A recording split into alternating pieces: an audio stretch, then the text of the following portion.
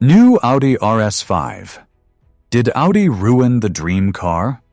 If you're a fan of high-performance cars and have been following Audi's evolution, you've probably asked yourself whether the new RS5 still captures that magic that made it a modern icon, or if the relentless pursuit of technical perfection has finally anesthetized the driving experience. Hit that like button and subscribe to the channel so you don't miss out on deep dive reviews like this, and drop a comment below. For you, what exactly defines a true driver's car? The evolution of the species. What is the RS5? The Audi RS5 isn't just a luxury coupe with a big engine. It is the absolute pinnacle of the Audi Sport division. Historically, it has positioned itself as the intelligent alternative to the BMW M4 and the Mercedes-AMG C63. While BMW focused on the raw agility of rear-wheel drive and Mercedes leaned into the muscular brutality of their V8 power plants, Audi bet its chips on the Quattro all-wheel drive system and surgical precision. Throughout the generations, the RS5 transitioned from a naturally aspirated V8 that drank fuel like a sailor to the current twin-turbo V6. This change was the first major shock for purists. But honestly, with today's technology, does it still deliver the dream? The first reason to love it: unmatched versatility. The RS5's greatest strength is something many enthusiasts overlook until they actually live with the car: its ability to be two different vehicles in one. The daily driver mode. Imagine a rainy Monday with heavy traffic and back-to-back meetings.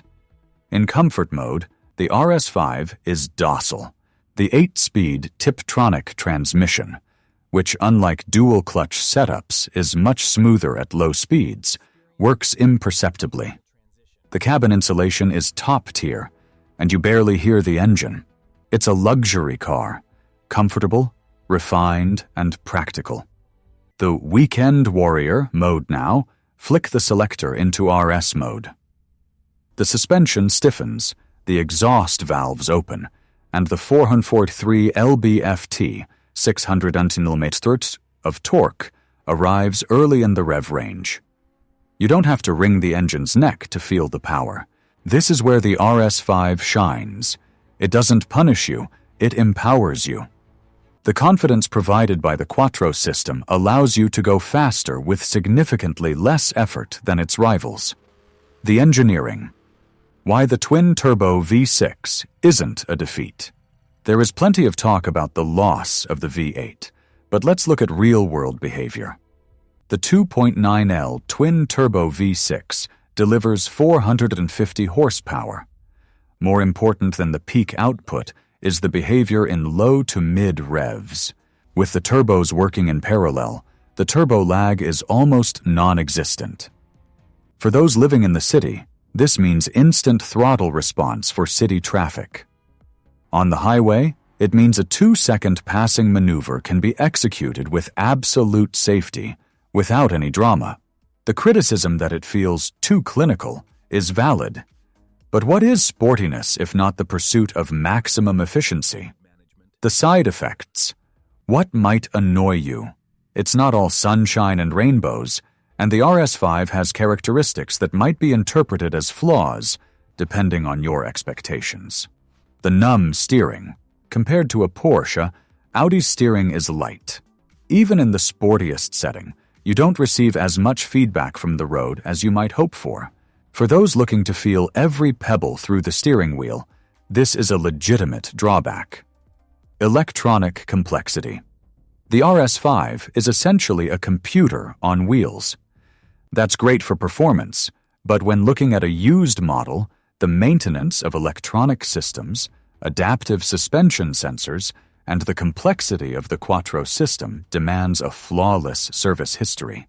If you buy a neglected example, the repair bill can be astronomical. The cost of ownership. We are talking about a premium vehicle. High-performance tires, performance brake pads, and dealership service intervals are not cheap. If you are moving up from an entry-level car, the reality check regarding the cost of ownership will be severe. The battle of the giants. The RS5 versus the rivals. When we put the Audi RS5 head-to-head with its two main German rivals, we see completely distinct personalities. The BMW M4 is the competitor most focused on the purism of driving.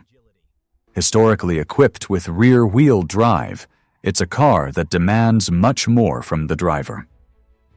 If you enjoy feeling the rear end of the car, wanting to step out during corner exits, and you're looking for heavier, more communicative steering, the M4 is the most logical choice. It's a car that asks to be driven aggressively. The Mercedes-AMG C63 plays a different game entirely. It has always been known for having the most unhinged engine of the trio, especially in the V8 generations. Mercedes' focus here is drama. A loud exhaust note, violent throttle response, and the sensation that you are taming a wild beast. It's a less balanced car than the Audi and less precise than the BMW, but it offers the most visceral and noisy experience of the bunch. The Audi RS5 sets itself apart by not trying to be either of the others. It doesn't seek the radical nature of the M4 or the raw aggression of the C63. The Audi is the rational choice in the sports segment. It delivers performance that, in practice, is superior in low-grip conditions thanks to its all-wheel drive system.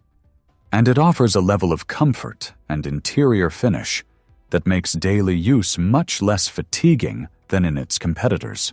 Where the BMW and Mercedes might tire you out after an hour in traffic, the Audi invites you to keep driving. Checklist. What to look for before buying used. If you are hunting for an RS5 on the pre-owned market, keep your eyes peeled. Service history. Don't accept a stamped manual without the actual invoices for the work performed. Cooling system. Reports of issues with water pumps and hoses are more common here than in a standard commuter car, so keep an eye on temperatures. Tires. If the car is sitting on generic, no-name tires, be suspicious. It suggests the previous owner was cutting corners on performance and maintenance. Pre-purchase inspection. Essential. Cars with this level of power are frequent targets for hard driving and accidents. Who is this car for? The RS5 makes sense for the hard-working professional who needs a reliable car for the daily grind, but who wants to feel the adrenaline of a 450 horsepower machine the moment they hit a winding mountain road or an open highway. It's the enthusiast executive's car. It doesn't make sense for those looking for a beater to shred tires at track days every weekend. There are cheaper, more disposable options for that. Or for those who don't have a financial cushion for premium preventative maintenance. Final verdict. Is the dream still alive? The dream didn't die. It just grew up. Audi traded the loud spectacle of the V8 for the efficiency and precision of the twin-turbo V6. It might not be the most emotional car in the world if you compare it to a high-revving V10, but in the real world, it is undoubtedly one of the most complete packages ever manufactured. The RS5 is a reminder that technology didn't come to destroy the joy of driving, but to allow us to go faster, with more safety, and for much longer. Now I want to hear from you. After everything we've discussed, do you still think the Audi RS5 is a dream, or has it become too sophisticated for your taste? Drop a comment below. Your opinion helps others decide on their next purchase. Don't forget to share this video with that friend who is currently eyeing an RS5, as this breakdown might just save their wallet from a nasty surprise.